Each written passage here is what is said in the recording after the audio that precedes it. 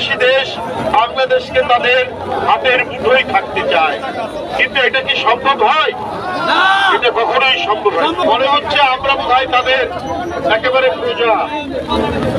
ওরা যেমন যখন ইচ্ছা তারা খাজনা তুলবে, খাজনা তোলার জন্য তারা জুলুম করবে, তারপরেও কিছু বলা যাবে না। যারা যুদ্ধ করে রক্ত দিয়ে স্বাধীনতা এনেছে এক দেশের কাছ থেকে, আরেক দেশ আমাদেরকে তাদের প্রজা বাড়িয়ে রাখবে, এইটা তো হতে পারে না।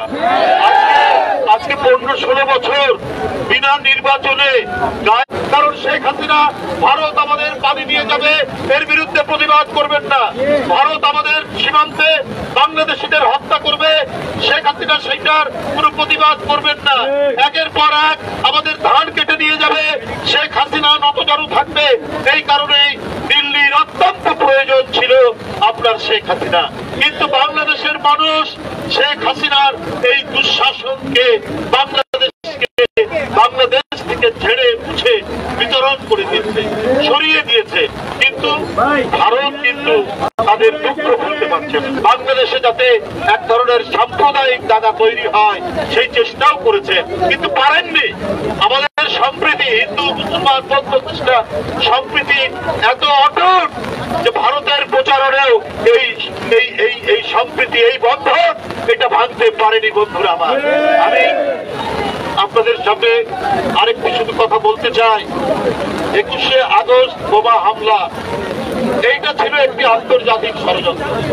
এই ষড়যন্ত্রের মূল স্বরূপ কি এইটা জানতে না দিয়ে এই মামলাকে আওয়ামীকরণ করা হয়েছিল কাহার আকন্দকে দিয়ে, যাতে বিএনপির নেতৃবৃন্দ, বিশেষ করে বিএনপির ভারপ্রাপ্ত চেয়ারম্যান দেশ নায়ক, যিনি এই গণ আন্দোলনকে সংগঠিত করেছিলেন, তাই সেই ছিল টার্গেট। কার টার্গেট?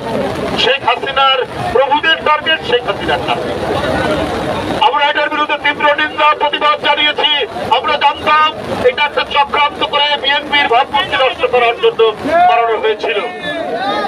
যাই হোক বন্ধুরা আমার, আমি বলতে চাই, এখনো স্বৈরাচারের ভূত আজকে প্রশাসনে, ব্যুরোক্রেসিতে, বিভিন্ন জায়গায় তারা নানা ধরনের চক্রান্ত পেতে।